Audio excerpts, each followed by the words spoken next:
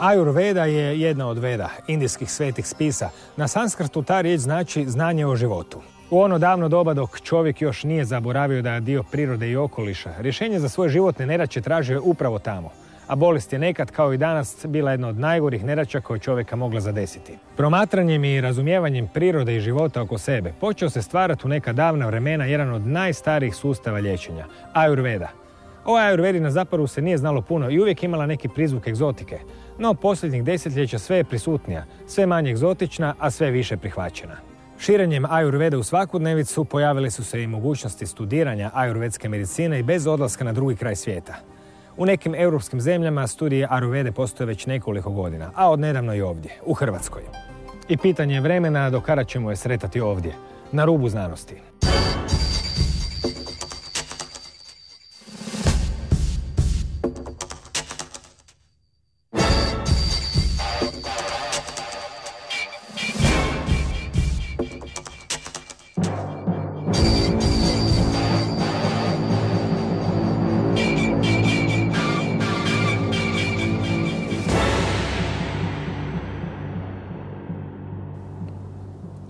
Sve vas pozdravljam. Dr. Maruf Atik, direktor je Ajurvedskog koledža u Velikoj Britaniji u sklopu sveučilišta Middlesex. Dr. Venkata Narayana Joshi, voditelj je tog istog studija, također u Londonu u Middlesexu. I gospodin Atik i gospodin Narayana Joshi ovdje su da bi pokrenuli i organizirali Ajurvedski fakultet i u Hrvatskoj, kao što su to učinili i u nizu drugih europskih zemalja. Dobar dan, dobro večer, ovisno o vremenu kada će netko gledati emisiju. Na koji način ćete organizirati, kako se uopće će izgledati ajurvedski studij u Hrvatskoj, odnosno kako izgleda u drugim zemljama? We are planning to work with the department of the School for Adult Education in there and follow a similar curriculum and plan that we already have established in UK with the College of Ayurveda, which works in partnership with Middlesex University. We have a 3-year degree course and a year or year and a half for a master's degree. And it's only when they complete the master's degree that they will be allowed to practice as an Ayurvedic practitioner. When with the 3-year degree, they are allowed to do certain Ayurvedic therapies, and a lot of them do things like lifestyle management and managing stress and simple remedies. And in order to use more complicated systems or structures in Ayurveda, then they have to do that extra 1 year.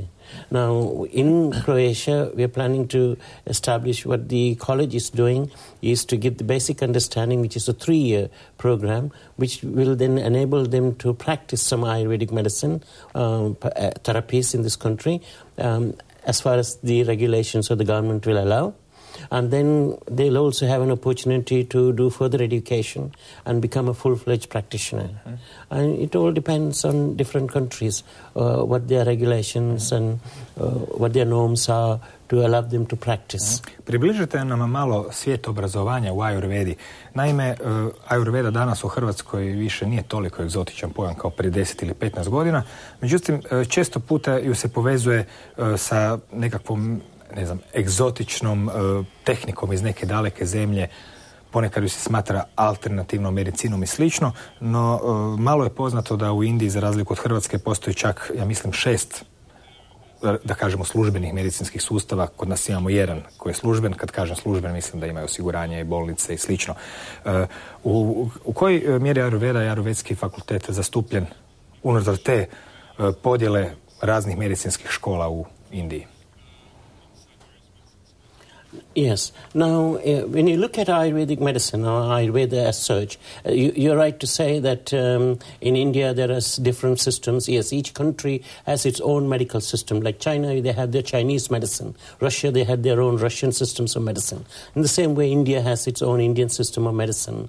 Ayurveda originates from India, but it also depends on what the state or the government allows them to practice. Now, when we look at the West, like in Croatia or in European countries, there the medical system is the Western medicine or the allopathic medical system.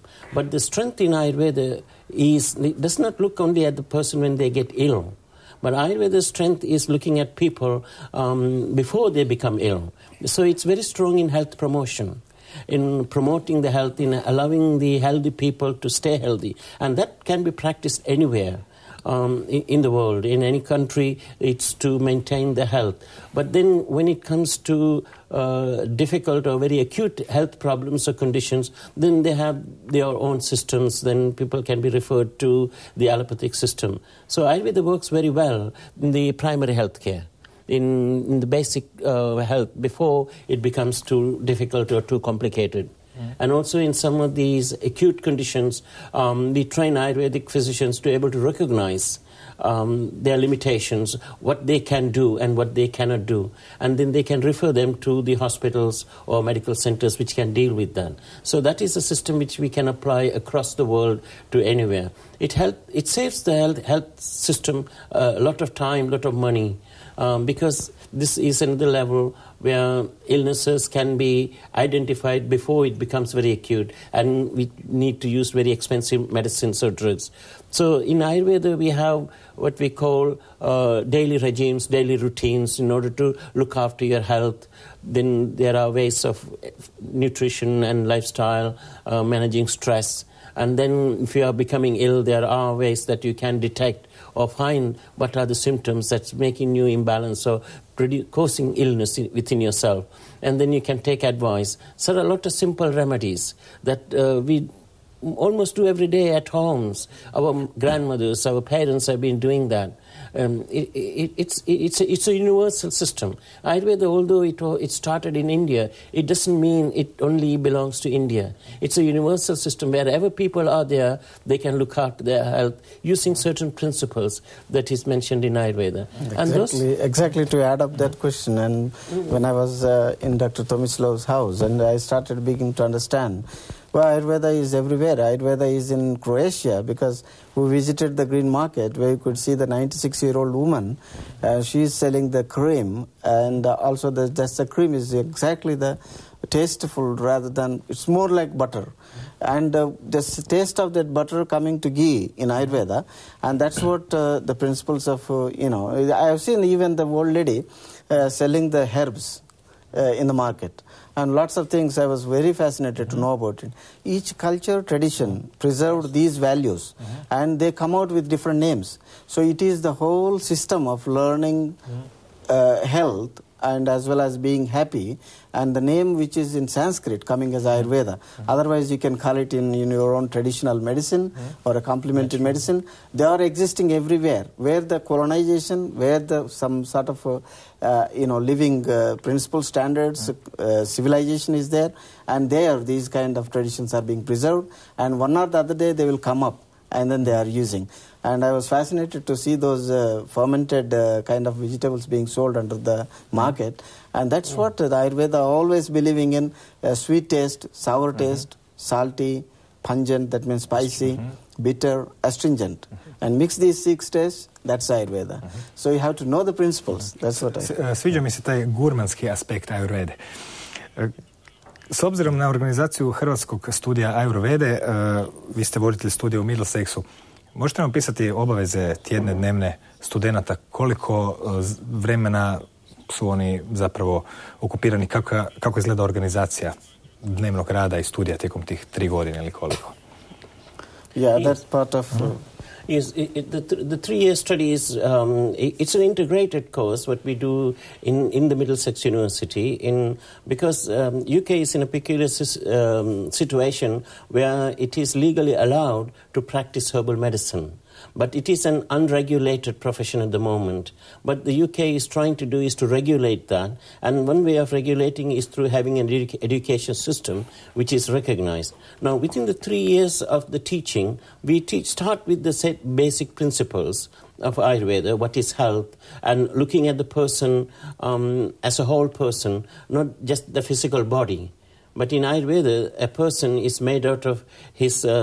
the spirituality is important, his psychology is very important, his input from his senses are important, and how he maintains his physical body. All these 3 put together makes a person. And if there is something imbalanced in any one part of that can affect the body and then show as a symptom of a disease or something. And so in Ayurveda, we teach those basic principles first, in the first year. And also we teach some amount of anatomy physiology, so they can understand the human body, what are the structures, how it works. And then we also teach some communication skills, counseling skills, how to deal with people, how to talk, how not to judge people. And when they come to the second year, we teach some things like the pathologies, disease conditions, both the modern disease pathology as well as the Ayurvedic disease pathology, how to diagnose, diagnostic principles, and also most of the herbs and the principles of using those herbs, identifying those herbs, and looking at some of the common herbs. And herbs are there everywhere. It not necessarily doesn't have to be those herbs that come from India, but even in Europe, in Croatia, there is a lot of herbs. So we went to see a herb garden this morning, and we've seen a lot of herbs that is being grown that can be used, which is also part of Ayurveda. And then when they come into their third year, we teach them about medicine, Ayurvedic medicine, and diseases, and how to treat those diseases. And we also have a very strong research base, because research is very important in a developing profession. If the profession has to go forward, it has to have an evidence-based research program. And so we emphasize our students a lot on the research side of that, and also the legal framework within which they can function and operate. So that covers the third part. And also during this time, there is clinical training. There is laboratory training for some parts of the physiology and things. And then when it comes to medicine and diagnosis, then they have clinical training where they train in clinics with patients. And also we send some of the students to India as part of their training, because in Britain we don't have hospitals of Ayurveda. So they need to see how Ayurveda is working in a hospital situation. And that gives them more confidence that they can do and apply those things in places they don't have. So that is how our 3 year is structured. Ono što me najviše osobno fasciniralo kod Ajurvede, to je sustav dijagnosticiranja. Možda bi u nekom drugom dijelu svijeta ljudima bilo neobično kada te doktor traži da isplaziš jezik, ovako, pa je možda to sve stvar kulturnog uvjetovanja. Međutim, specifična dijagnoza pulsom, u kojoj na izgled se sada 3 prsta stave na žilu, pokazuje se kao jedno nevjerojatno precizno i korisno sredstvo dijagnosticiranja svakojakih, kako da kažem, i problema i dijelova onog što čovjek jest. Na koji način funkcionira dijagnoza pulsom? Yeah, the pulse diagnosis is just one part of 8-fold diagnosis, and there are total 10-fold methods of diagnosis.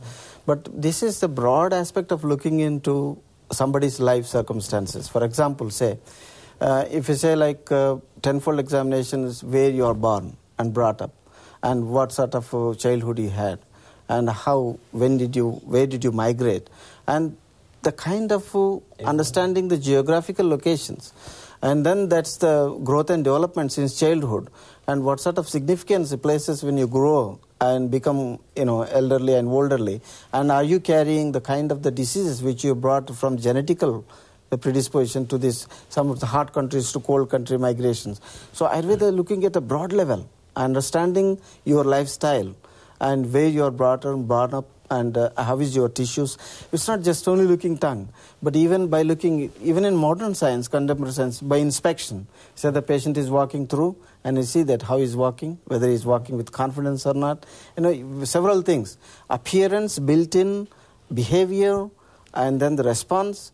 So this is a cognitional ability. Somebody has these skills to understand, identify.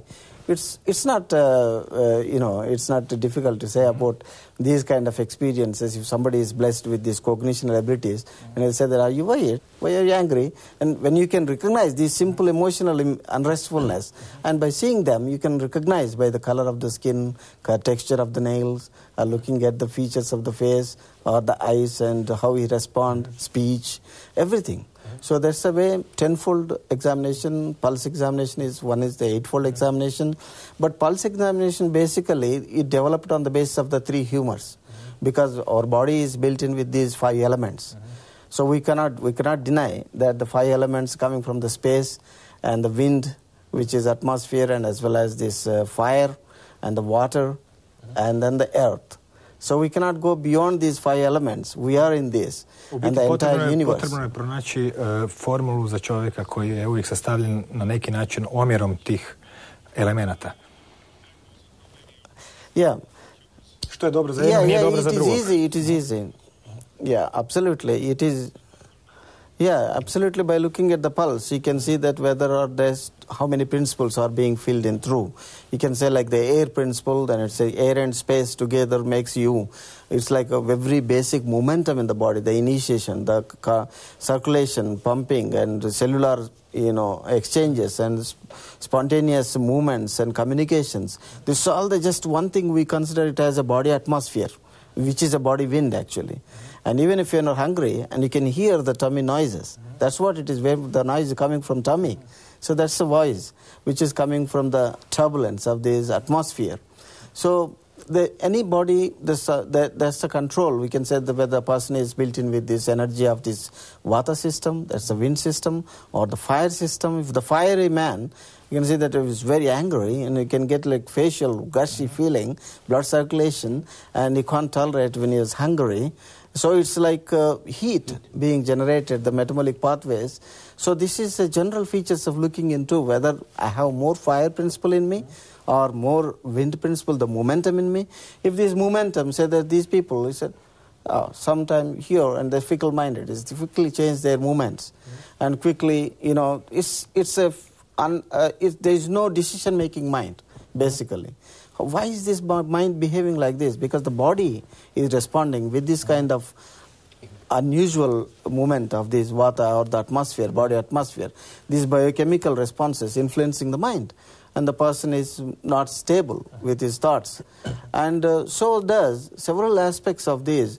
You can recognize if the principle of water and earth is predominant in him, and the well-built in bones and a good physical structure and a pleasant face, calm and quiet, and is very happy, content. So he will not get angry like the fiery man or like more fickle-minded like vata man. So that's relatively is a better health. And then he will have a sound tissue energy. Where you can say that this is what the water and earth element is just gravitationally down, is the fire is just moving up, or the wind is just turbulently producing cyclones. Prije nego odamo baš sve tajne Ajurvede, nešto mora ostati iza ordinacije, koji će uskoro postojati za koju godinu u Hrvatskoj. Koliko godina u Middlesexu postoji studij Ajurvede i kada je prvi europski studij Ajurvede uopće nastao? Yes. The College of Ayurveda, which started in the UK, we started in 1996.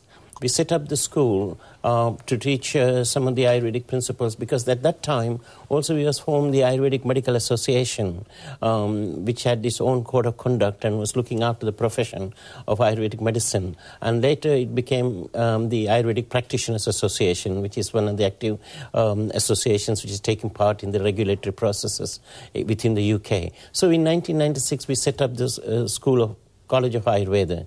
And in the year 2000, the College of Ayurveda was registered as a company within the government company's house, and also it was registered with the Department of Education and Skills as a learner provider for adult education.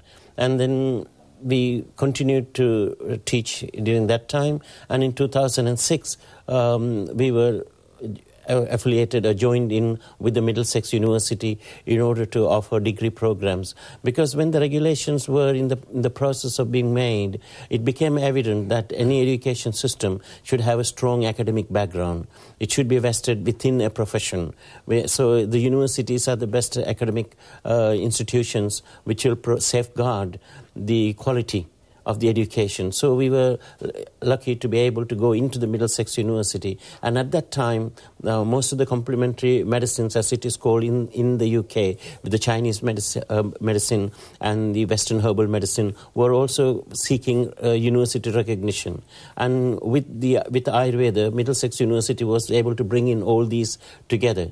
So in 2006 we started and we offered the bachelor's degree and master's degree since then. And since that time we are part of the Middlesex University. So the Middlesex University gives a strong academic background, and it also has the quality assurance with the government quality control agencies that the quality of education is very good, and the professional bodies are able to oversee whether the profession is protected. And so this is sort of a joint effort in order to strengthen the Ayurveda system of medicine, which has a strong educational background. And that is where we are at the moment with the Middlesex University.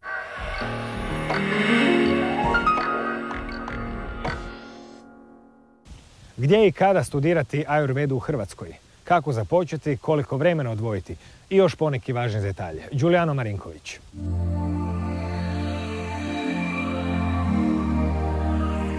Ajurveda, tradicionalna indijska medicina koja njeguje preventivni i holistički pristup zdravlju, u središte stavlja cjelokupnu stabilnost čovjeka i njegovu sretnu dugovječnost.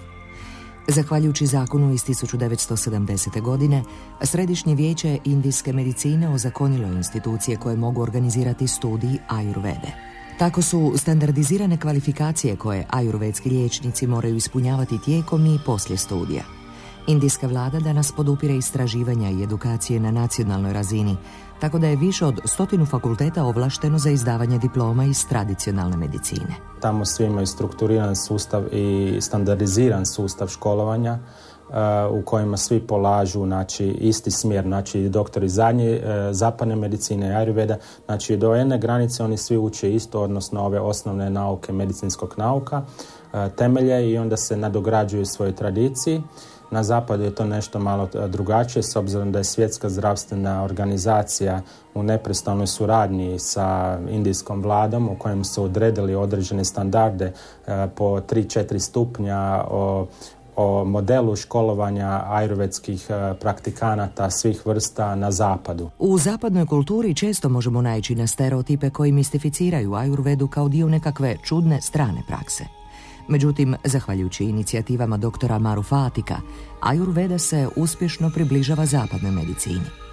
Dr. Atik danas obavlja funkciju direktora Ajurvedskog koleđa u Velikoj Britaniji u sklopu sveučilišta Middlesex. Dr. Atik je već zadnjih 40, inače sa Šrilanke, zadnjih 40 godina živi i radi u Londonu, obavlja ajurvedsku praksu i nekih krajem 80. godina je isto tako došao do ideje da bi mogao osnovati jedan fakultet Ajurvede, tako je to sam pokrenuo i onda su mu trebale godine da uspostavi jedan strukturirani sustav školovanja koji bi eventualno jednog dana priznao neki od sveučilišta, tako je neke 90. neke godine zapravo se pridružio tom Middlesex sveučilištu koje je možemo reći, jedno od top 20 sveučilišta u samoj Engleskoj.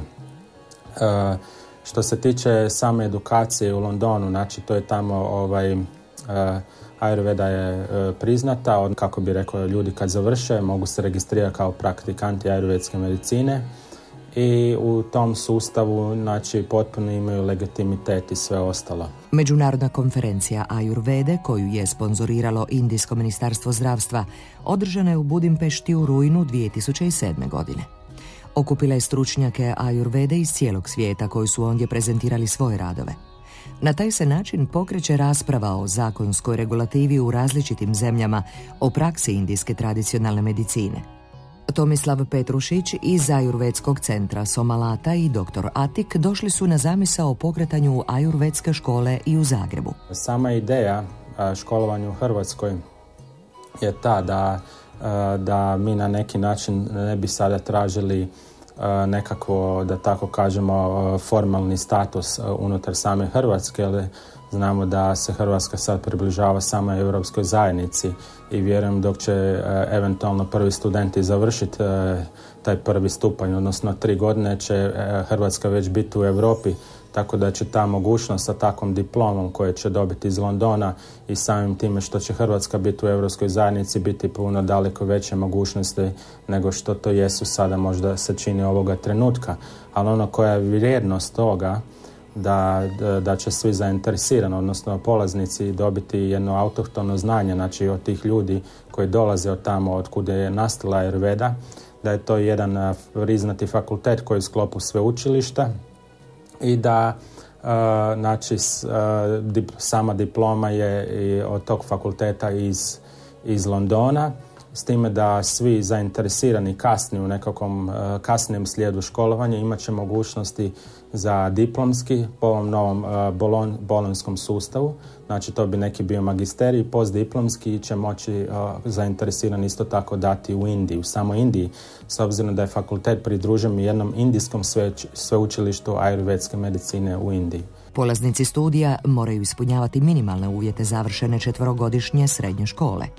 Prva godina studija počinje u jesen 2010. i upisi upravo traju. Nakon uspješnog završetka studija, polaznici dobivaju i prikladnu titulu. Ovdje se pretežno radi, znači, o tituli, na hrvatskom bi to bilo prvostupnik, odnosno na engleskom Bachelor Degree of Ajurveda.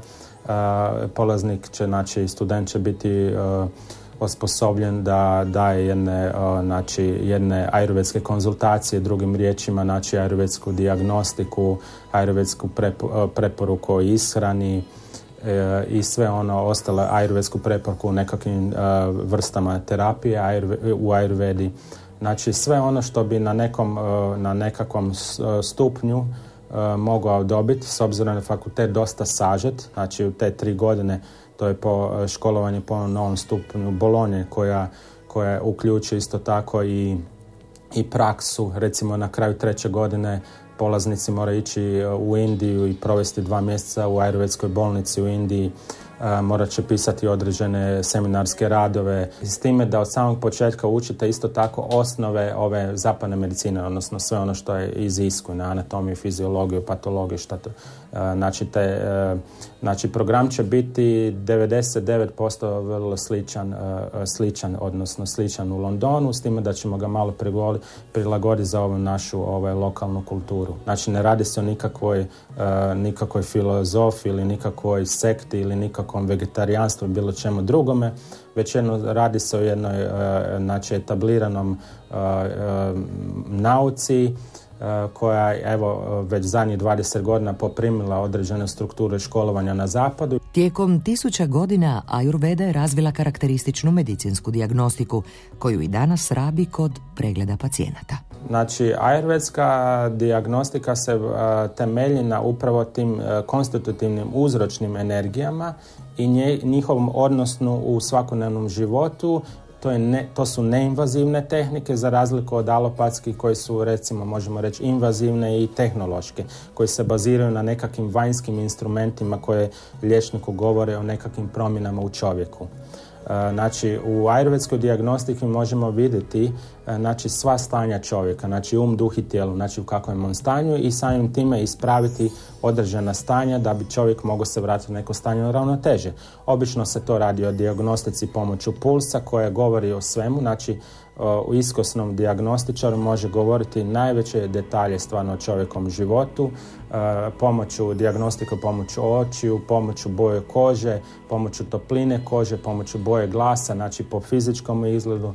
Znači to je otprilike pomoću urina, pomoću stolice, to je nešto malo rjeđe se koristi na zapadu.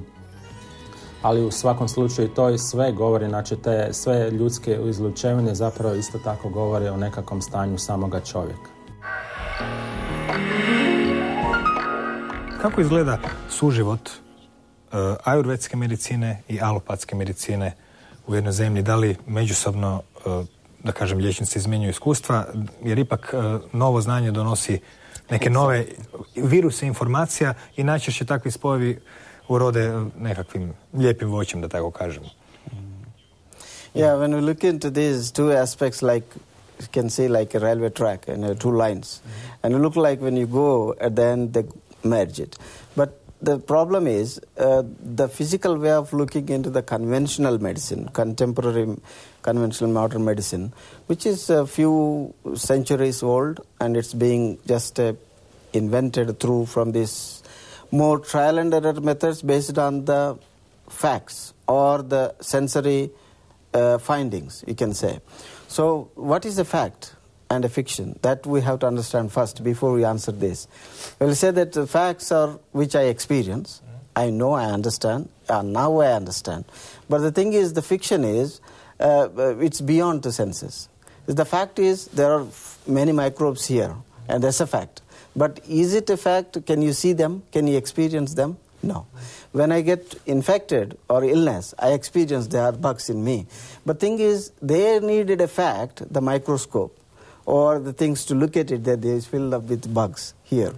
The Ayurveda looks in different way, looking at that how the fictions can be facts, facts can be fictions. That's a overchanging kind of in knowledge. But the knowledge is a continuous flow of wisdom. So unless you understand, and what extent did I look at, what extent did I understand, that's what Ayurveda is all about. If you say that you perfectly know a field, and you know the perfection of that only one field, but if you overlook that field, and it gives you all communications. For example, if you just go up and look at the Zagreb, and you can find out where are the layouts and the complete Zagreb, how does it look like. But if you just explore one area, and you better know what is the street name, what is the house name, who is living there. This is what the conventional medicine is looking into. And it gives all particulars and perfect knowledge, but that knowledge is very limited, because it's limited to understanding. If there is no electron microscope, I never know what's bothering me. But thing is, there is beyond lots of things. It's not just only the bugs. How anybody would get illness, and why anybody will not suffer with the same kind of the living styles. So Ayurveda is understood and based of three aspects, three pillars. We said that the food aspect, because the body is grown from the food. You cannot avoid that the food is not different from the body, because that's ultimately the body is built in with the food. So for example, bringing Ayurveda is something like bringing Chinese food or the Italian food or Croatian food, and you have the food is a food which is meant for nourishing and building up the tissues. But thing is, the taste is different from each. So Ayurveda is a kind of taste which will give you a perfection into the nourishment and growth and development. And that's what it's beyond to look into. These are two existing systems. They should integrate at one level, because where there is an answer, better answer, because contemporary science, where for acute infections, and when the fever is not reducing, or the surgical interventions or traumatic conditions, fractures and emergencies and cancers. So these are the conditions, malaria, typhoid, or the tuberculosis. So acute infections, you cannot go for this kind of a slow and steady, built-in kind of the system where Ayurveda builds in through from the diet and the regulation point of view, lifestyle, and a proper rest, the sleep patterns, and then proper thinking. That's better. So this is a gradual building up one's own life into the more healthy, not getting infected by this, or just not having illnesses or sufferings. It's not always the bugs, it's only the psychological imbalances can also lead to the more illnesses into the body, physical, psychosomatic illnesses. So that way, these two are necessary, because it's too busy, we are all stressed for nothing. So we have much time, but still we are rushing and hurrying and deadlines and meeting. And so this is the factual life, what we are living in the society. So doesn't we need a time back and sit back and comfortably, silently, and, closing, looking and exploring yourself, or being happy? Why anybody would go for a holiday? That's what Ayurveda. So going on holiday is Ayurveda. Living in a busy life schedule is something like contemporary medicine. Yeah. What's you looking into? Yes, I also thought that you mentioned how the two practitioners are working together, or how they see each other. Now, because in the West there is a greater awareness of natural medicine or other medical systems, it's not due to the failure of the allopathy system, but it is the use or something that has been existing for over thousands of years, and now they are curious to see what is happening. And most of the young doctors who come out want to know more about Ayurveda. And we also have a program for doctors to train in Ayurveda. There's a one-year program which is run by the Middlesex University, which takes the doctors after the MBBS degree and teaches the basic principles of Ayurveda, so they can apply some of these, as Dr. Joshua was saying, in conditions where it does not cured or not easily treated by Western medicine. There are many chronic conditions.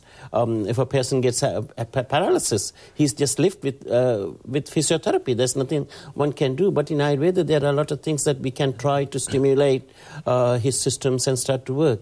There are chronic skin disorders.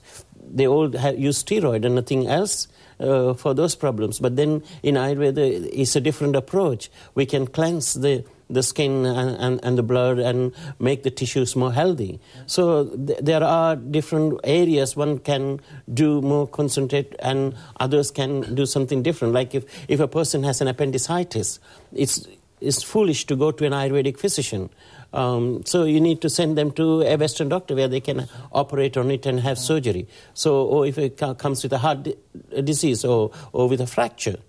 I mean, in Western countries, Ayurveda is not developed to that extent to take care of these things. Ajurveda zapravo jaka kirurgija i nije ono što bismo mogli nazvati najjačom stranom Ajurvede.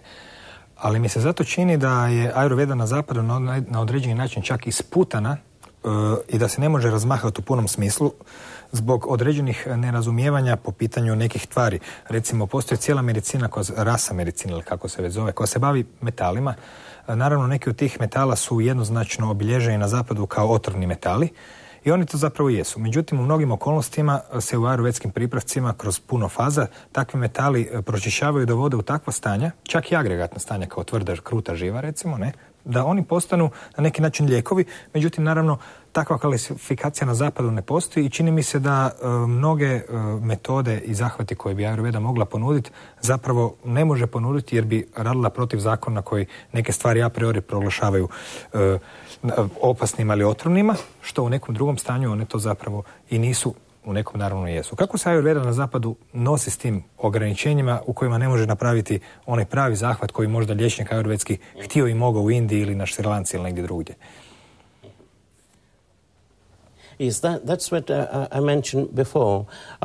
One has to look into what are the regulations, what are legally allowed to do in a particular country. But if you take India or Sri Lanka, Ayurveda can be practiced in any circumstance. There are surgeons, Ayurvedic surgeons, who operate in India and in Sri Lanka. An appendectomy can be done, appendix operation or cesarean section can be done by an Ayurvedic practitioner. They are taught in that way because the government allows, the law of that country allows them to do. But the law of the Western countries don't allow them to do that. So we got to find ways where we can work with the law and not against the law. And then the other preparation question that you mentioned was about these metals and minerals, what we call the rasa ausadi or the rasa preparations. Now, there is a lot of misunderstanding about these metal preparations because if I want to go back to history, metals are part of the European system. Alchemy was first introduced in Europe. Alchemy came from Europe, which dealt with how to change copper, base metal into gold. That's how the alchemy systems was trying to look at it. So it is in the process of the changing, in the process of purifying those metals and taking their principle, which has a healing quality in that metal, which is more important, rather than the metal itself.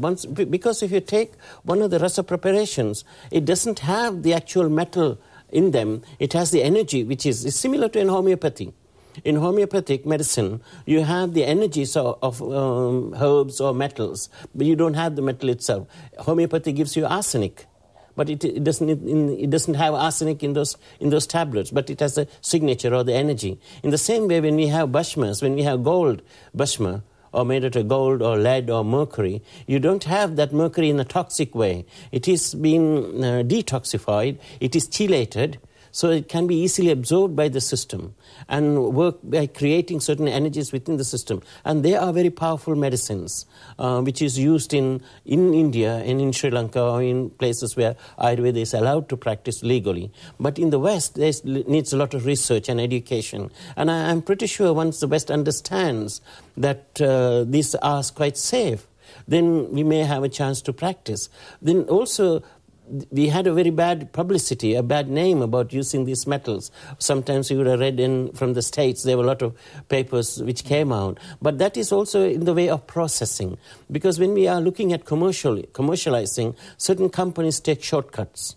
They don't go through the whole process. And then the toxins remain in them. So one has to be very, very careful when you're using those medicines. So that is the main reason why it's not allowed to be used in the West.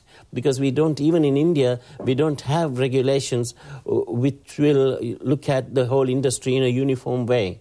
So people can prepare their own medicines even now. So it depends on how they are preparing it. If they are preparing it properly, it is very safe. If they are not preparing it properly, it's very dangerous. So that is the most important issue in here. In addition to that, the metals, when you talked about, when you see that modern medicine, when they prescribe the iron as tablets and iron liquids and potions, tonics and ferric tonics, and as well as the gold preparations, they give injections of these gold preparations for the arthritis conditions. But the thing is, these elements, iron, magnesium, potassium, all these elements we are in our body, and you can be astonished to see how the gold is going to help in the healing process. And also we have this zinc element which is linked for the spermatogenesis or increasing the fertility. So there are many elements in traces we have, not loaded with the toxicity. The toxicity is the absorption and then the assimilation, bioavailability or metabolism, which is interfered, and then it does not lose its properties as a metal. But we have this elemental trace metal rather than a metal in a compound alloyed form. For example, I would give like iron as a tonic and tablets you take. But if you just take like a jaggery, everybody knows jaggery is a sugarcane sweet product, jaggery you can say in English. And the jaggery, when you mix it with the lime, and this lime, and you will have a better absorption of the iron from the vegetables and the fruits and many things like that, because they're rich with this. Otherwise, if you give an iron tablet, the person may get a constipation because the poor absorption. And then this is the reason why, how the metal should be used. So metals are used, and we have all these traces. But thing is, as Dr. Atik mentioned about the chelation methods and as well as the purity and the standards of these ashes, these metals are completely incinerated to the extent that you have tests like when you smear it, and it's a small hairline structures and it's not shiny. When you put it in the sunlight, you cannot see any shiny particle. That's a dead. It's like you burn the wood, ash, and you burn the metal, ash. Both are same. So when you put on the water, it should float, not to sink. So there are several methods of testimony, and there is no shiny particles. It's a complete dead ash, like a wood being burnt, and that is what the metal transformed for the elemental traces to be nourished, help to improve for the immunology, immunomodulation and healing and many things like that. Yeah. Prije nekoliko godina prvi put sam čuo razmišljanje da je zapravo zdravlje obrazovanje, radilo se o tome da bi se čovjek kad je bolestan trebao zapitati što krivo radi, gdje je pogreška i slično. I primijetio sam da i u Ajurvedi se dosta daje naglasak na tu, mogli smo to nazvati inteligencijom tijela. Na neki oblik shvaćanja i upoznavanja samog sebe. U kojoj mjeri čovjek zapravo kroz inteligenciju tijela i prepoznavanje onog što voli ili ne voli, možda osvješćivanja, bolje reći, može sam sebi pomoći ili to naučiti iz Ajurvede?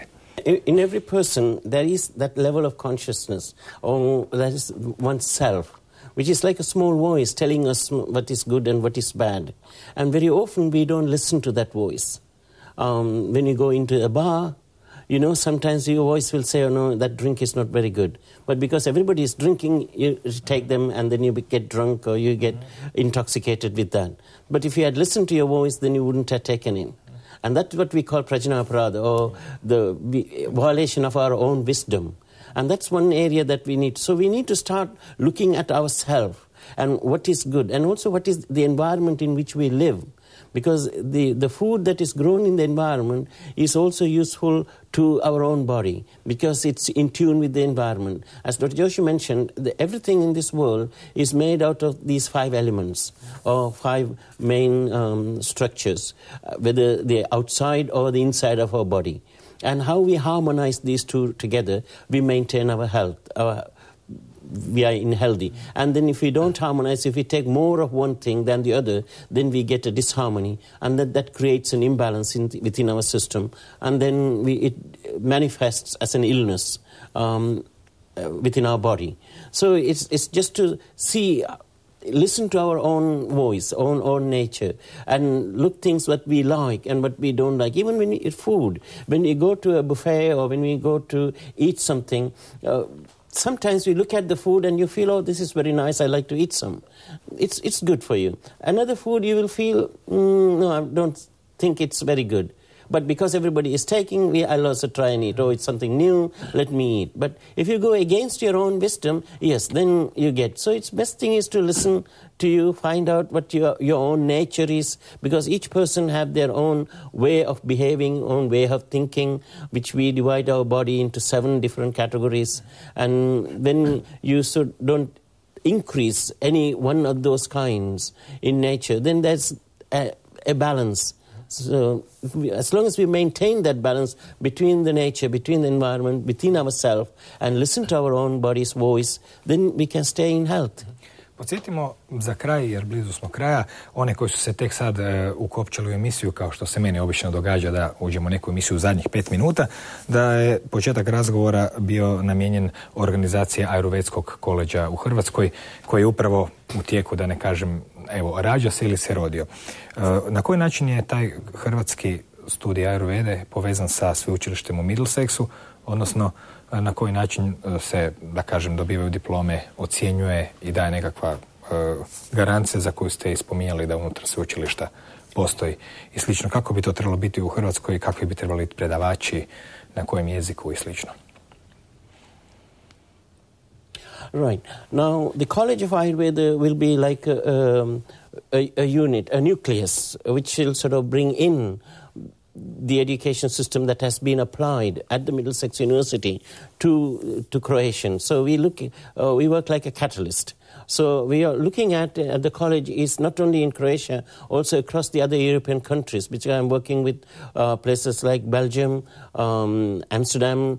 We have been working with Germany and also in France, and trying to develop Ayurveda and have a unified educational approach, which all will do the same thing. And this approach comes not just from the Middlesex University, but also from the Department of Ayush, which is a central government of India, which has a curriculum for Ayurveda outside India, which can teach. So we are trying to bring these units together, and we'll have the same foundation, the same curriculum and syllabus as it is taught by the College of Ayurveda at the Middlesex University. So after the initial studies in Croatia on Ayurveda, then they can go, if they like to, for further education to develop into a master's degree or a PhD, or there are other places, either in Middlesex or in India. So, but the basic study which we will organize in Croatia will be similar to the undergraduate level that we are running at Middlesex University. So it will be have a sort of a uniformed approach across Europe as far as possible. Koliko bi trebao trajati studij u Hrvatskoj?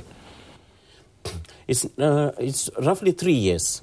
It's a 3-year study, which, as I said, the first year will be the basic level, and the second year will be a little more intermediate, and the third year will be the advanced level. And then if you want to do graduate studies, then you had to go into the Middlesex University, because the college is not allowed to do graduate studies. We only do undergraduate studies. So we can bring up to that level. And then we can have, if we have successfully have an alumni I have worked with for 5 or 6 years, like the College of Ayurveda did in UK, then we can go in to do master's degree or higher education in a university or in other areas, not only in Sri Lanka, in UK, but also in universities in India, where you can do higher education or you can do a PhD after studying with the College of Ayurveda.